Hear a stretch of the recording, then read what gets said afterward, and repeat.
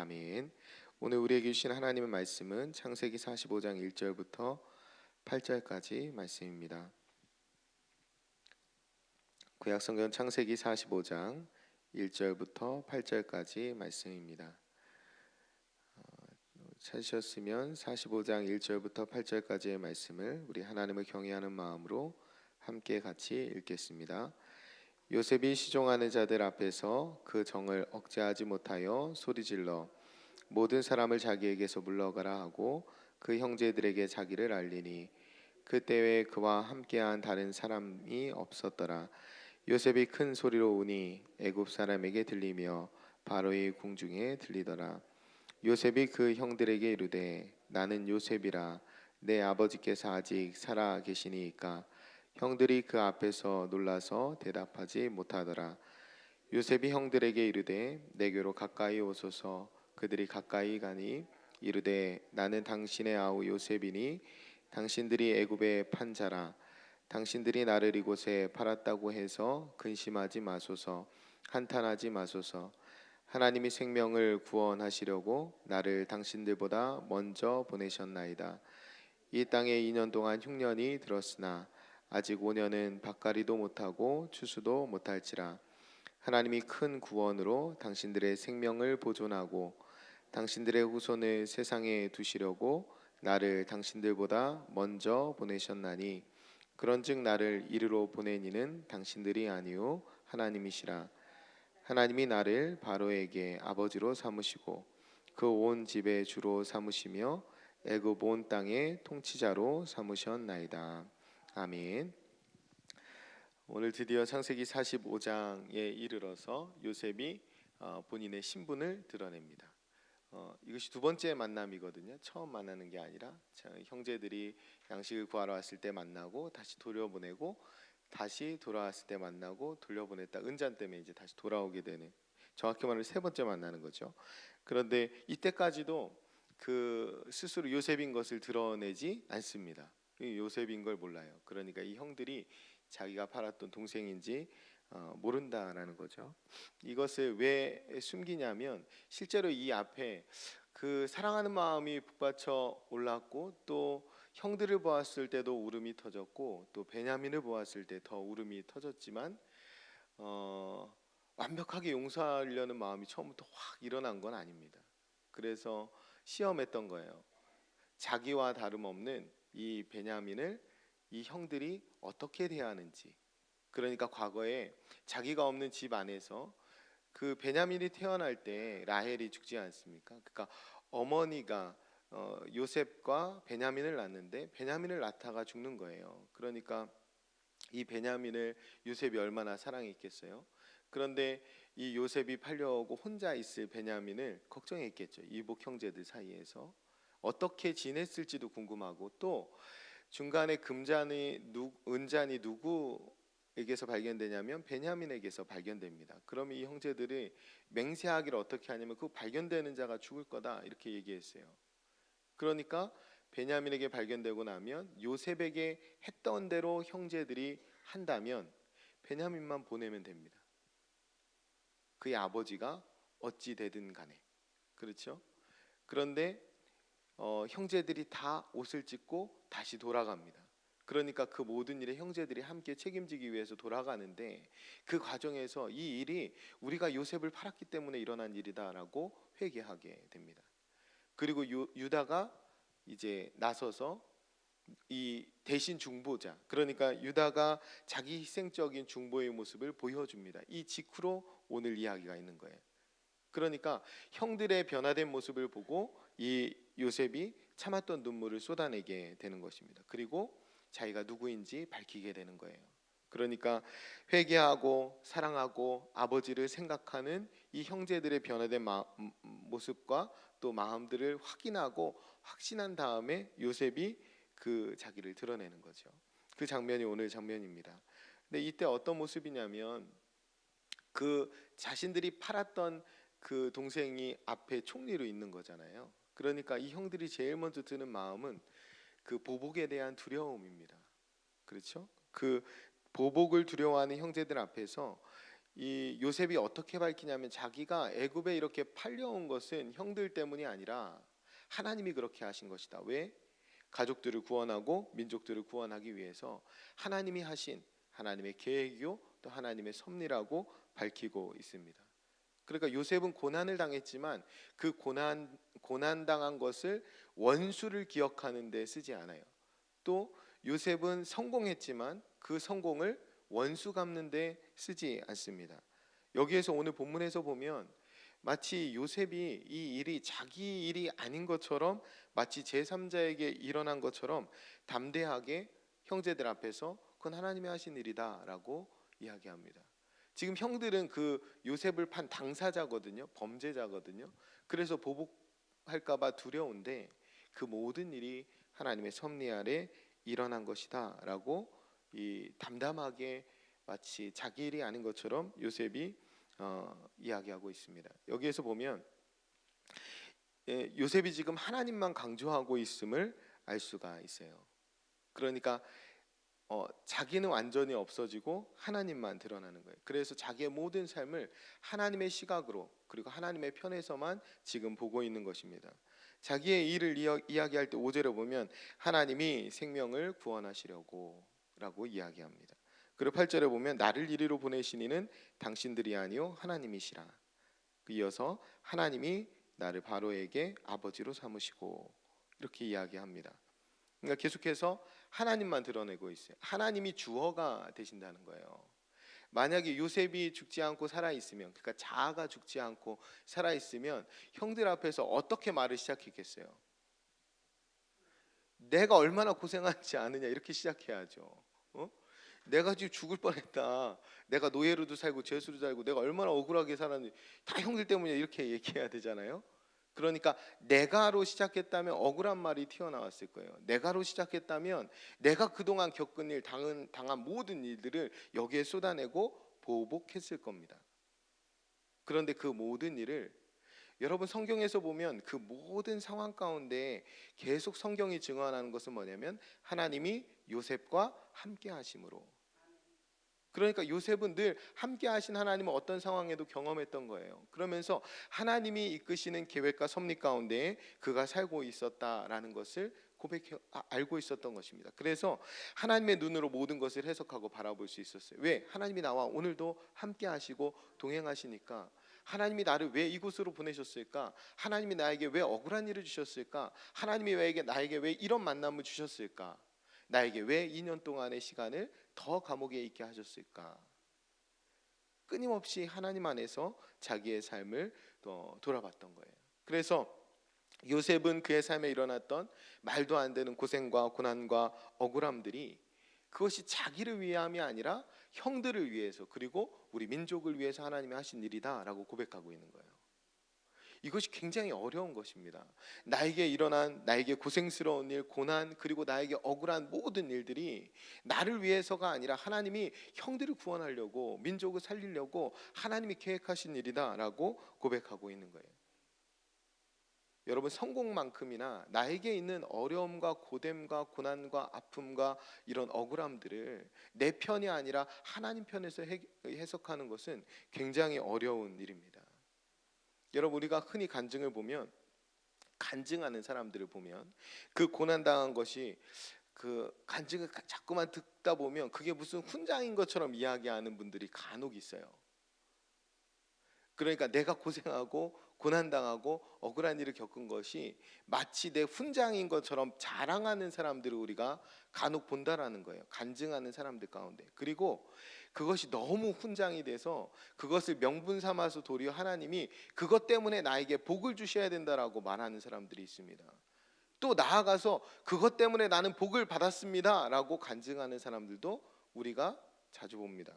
근데 지금 요셉은 전혀 다른 이야기예요. 그러니까 고생과 고난과 억울함을 자랑으로 삼지 않습니다. 이것을 명분 삼아서 하나님 앞에 복을 달라고 하지도 않아요. 여기에서 그 모든 것이 하나님의 놀라운 계획이었고 섭리였음을 밝히고 있습니다. 그러니까 자기에게 일어난 모든 일을 담담하게 내 중심으로 보는 것이 아니라 하나님의 중심으로 하나님의 나라 가운데에서 보기 시작하는 거예요. 그러니까 요셉은 인생에서 말로 다 할 수 없는 역경을 겪기도 했고 또 끝에 대단한 성공을 거둔 인물이기도 한데 그가 애굽 온 땅을 다스리는 총리가 되지 않습니까? 그런데 그는 그의 성공과 또 성공이 모든 그의 노력과 실력과 그의 힘으로 되었다고 이야기하지 않습니다. 지금 그가 겪었던 어려운 일뿐만 아니라 그가 지금 이루어낸 이 총리 바로의 아버지가 된 이 일들을 하나님의 섭리 가운데 이것이 하나님이 하셨다라고 고백하고 있는 거예요. 그러니까 그의 성공을 하나님의 뜻대로 하나님이 하신 일이라고 해석하고 나니까 그 성공을 가지고 보복하는 데에 쓸 수가 없는 것입니다. 자기에게 있는 지금의 자리로 도리어 하나님의 백성을 살리고 하나님의 구원의 섭리를 더 이루어가는 일에 사용하게 되는 거예요. 그러니까 이 모든 일이 하나님의 계획과 섭리 가운데 일어났다라고 확신하고 그 사실을 알고 있기 때문에 이걸 감히 원수 갚는 일에 쓸래야 쓸 수가 없는 거예요. 요셉은 그가 자기 성공을 자기 것으로 여기지 않고 자랑하지 않았기 때문에 그래서 형제들을 끌어안고 부둥켜 안고 내일의 본문에 나오겠지만 용서할 수 있게 되는 것입니다. 우리가 구원을 받고 대단한 체험을 하더라도 그것이 내 안에 머물러 있어서 고작 나, 내 가족, 내 교회 여기를 넘어서지 못한다면 그런 간증이라면 그건 하나님의 간증이 될 수가 없습니다. 자기 자랑을 넘어서지 않는. 물론 그 삶과 신앙이 일치된 연예인들이 많이 있습니다. 그런데 우리가 연예인들의 간증을 볼 때는 대부분 트로피를 잡고 들고 있을 때예요. 내가 무언가 대단한 것을 성취했을 때, 그때 분명 하나님께 영광을 돌린다라고 대부분 이야기하지만 사람들은 어디에 관심이 있냐면 그 손에 들린 트로피를 바라보는 데 관심이 있습니다.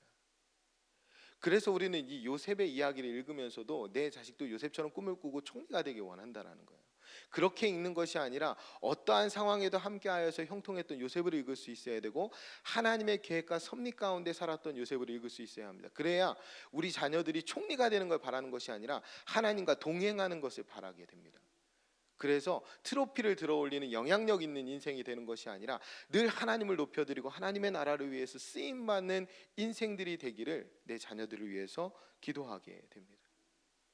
그런데 우리는 트로피에 관심이 있어요. 요셉의 노예 때 죄수 때의 일보다 요셉이 30에 30에 총리가 된 이야기, 그것에 관심이 있어요. 어쩌면 처음에 요셉도 꿈을 그런 꿈으로 오해했을지 모릅니다. 하나님이 보여주신 꿈을. 그런데 지금 오늘 말하는 자리에서 요셉의 보여주었던 하나님의 꿈이 뭐예요? 그 꿈은 형들이 엎드려 절하는 것이지만 그 모든 일은 형들을 애굽으로 인도하고 구원하고 민족을 살리기 위한 하나님의 구원의 계획 가운데 있었던 하나님의 구원의 꿈이라는 사실을 알게 됩니다. 여러분, 오늘 하나님은 어떤 꿈을 꾸실까요? 우리가 쉽게 영향력 있는 사람이 돼서 비전을 품고 하나님의 꿈을 이루어드리겠다고 기도하는데 또 그렇게 자녀들을 축복하는데 오늘 하나님은 어떤 꿈을 꾸고 계실까요? 오늘도 변함없이 하나님은 구원의 꿈을 꾸고 계십니다. 그래서 우리가 하나님의 나라 가운데 천국 가운데 그 구원의 이야기 가운데 오늘 내가 어떻게 쓰임받을지를 기도해야 합니다. 그리고 내 자녀들이 하나님의 나라 가운데 하나님께 쓰임받아서 많은 영혼을 구원하는 자리에서 쓰임받기를 그렇게 기도하고 관심 가질 수 있어야 돼요. 우리는 무엇보다도 하나님의 계획과 섭리에 관심을 가져야 합니다. 오늘 여러분들 기도하고 하루를 살아가시는데 오늘 나에게 있는 계획과 섭리보다 오늘 나를 통해서 이루실 하나님의 계획과 섭리가 무엇인지 볼 수 있어야 합니다. 그렇게 본다면 내가 오늘 겪는 고생과 고난과 억울함도 하나님의 뜻을 이루는 데에 쓰일 수 있음을 우리가 깨닫게 됩니다. 그 모든 것들을 합력하여 선을 이루시는 하나님임을 우리가 깨닫게 돼요. 우리가 이 하나님의 계획과 섭리에 관심을 갖지 않으면 우리 트로피만 높이 세우면서 거짓말할 수 있습니다. 여러분, 불법 건축물로 판명된 결론이 났죠. 7년 만에 법원에서 사랑의 교회 건물을 짓고 뭐라고 했습니까? 하나님이 다 하셨습니다. 이렇게 플랜카드를 걸었어요. 여러분, 우리가 트로피만 관심이 있고 우리가 우리의 성공만 관심이 있으면 주어를 하나님이라고 분명히 말하고 있음에도 잘못된 고백을 하면 살아갈 수 있다는 거예요. 하나님이 전혀 영광받지 않으시는 간증을 하면서 살아갈 수 있다는 거죠. 중요한 것은 오늘 내가 하나님의 계획과 섭리에 관심이 있는지, 그리고 그 계획과 섭리 안에서 나의 인생을 읽어낼 수 있는지. 그렇게 읽어낼 수 있다면 내가 오늘 겪는 고난 혹은 내가 오늘 이룬 대단한 성공이 자랑이 되거나 명분이 될 수가 없는 것입니다. 하나님의 구원 계획 안에서 나의 인생이 가치 있고 의미 있음을 발견하게 되는 거예요. 여러분, 참된 믿음은 우리의 감정과 기분과 혹은 우리의 당한 일과 우리가 이룬 일, 그 모든 것들을 뛰어넘어서 하나님의 눈으로 그 모든 것을 바라보고 해석하는 능력입니다. 그것이 참된 믿음이에요. 그런 믿음을 가진 사람들이 고백하는 찬양이 아까 여러분이 부른 찬송가 288장입니다. 가사가 이렇게 되어 있죠. 세상과 나는 간 곳 없고 구속한 주님만 보이도다. 여러분에게 있는 삶의 형편이 오늘 어떠하든지, 그것이 고난이든 아니면 하나님이 주시는 축복이든, 그 가운데에 오직 주님만 보여질 때, 그때 여러분이 하나님의 섭리와 계획을 고백하며 하나님의 구원의 꿈들을 함께 이루어가는 동역자로 쓰임 받으실 수 있습니다. 그러면 오늘 찬양으로 한 것처럼 우리가 비로소 정말 하나님이 기뻐하시는 간증이 넘치는 인생을 살아갈 수 있어요. 간증과 찬송이 넘치는 인생을 살아갈 수 있습니다. 여러분이 그런 간증을 할 수 있다면 저와 여러분이 고난 가운데 있든지 아니면 성공 가운데 있든지 하나님은 영광을 받으실 것입니다. 오늘 하루를 살아갈 때에 내가 주어가 되는 것이 아니라 하나님이 주어가 되는 그 복된 하루를 사시기를 간절히 축원드립니다. 기도하겠습니다. 참 좋으신 아버지 하나님, 감사합니다. 오늘 한 날도 하나님의 은혜 가운데 열어주시고 하나님의 뜻대로 하나님의 이끄시는 대로 걸어가기 위하여 기도하면서 하루를 시작하게 하시니 감사합니다. 하나님, 요셉과 같이 하나님의 계획과 섭리 안에서 저희의 인생을 읽어낼 수 있도록 도와주옵소서. 하나님의 꿈, 그 구원의 계획 안에서만 우리의 인생이 가치 있고 의미 있음을 발견할 수 있도록 도와주옵소서. 하나님, 우리가 하나님이 하신 일들, 하나님의 계획과 섭리를 간증할 수 있다면 지금 고난 가운데 있든지 아니면 성공 가운데 있든지 하나님은 우리를 통하여 영광을 받으실 것을 믿습니다. 세상과 나는 간 곳 없고 오직 주님만 보여지는 복된 한 날로 인도하여 주옵소서. 그래야 해서 간증과 찬송이 넘치는 복된 하루로 인도하여 주옵소서. 오늘 하루를 살아갈 때에 내가 주어가 되지 않게 하시고 하나님이 주어가 되시는 그 복된 인생을 살아갈 수 있도록 성령 하나님 우리와 동행하여 주옵소서. 함께해 주실 것을 믿으며 감사드리며 축복하며 예수님의 이름으로 기도합니다. 아멘. 오늘 공동 기도문은 예배에 대한 공동 기도문을 함께 교독하며 기도하겠습니다. 우리 예배를 받기에 홀로 합당하신 창조주 하나님, 말씀상 공동체가 주님을 예배할 때마다 영광을 받으시고 삼위일체 하나님의 임재와 현존으로 응답하옵소서.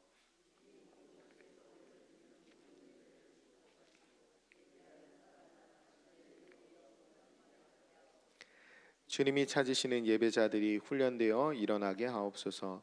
교회에 함께 모여 우러르는 공예배의 거룩한 감동을 세상에 흩어져 섬기고 나누는 삶의 예배로 살게 하옵소서. 아멘. 함께 주기도문 하시겠습니다. 하늘에 계신 우리 아버지, 아버지의 이름을 거룩하게 하시며 아버지의 나라가 오게 하시며 아버지의 뜻이 하늘에서와 같이 땅에서도 이루어지게 하소서. 오늘 우리에게 일용할 양식을 주시고 우리가 우리에게 잘못한 사람을 용서하여 준 것 같이 우리 죄를 용서하여 주시고 우리를 시험에 빠지지 않게 하시고 악에서 구하소서. 나라와 권능과 영광이 영원히 아버지의 것입니다. 아멘.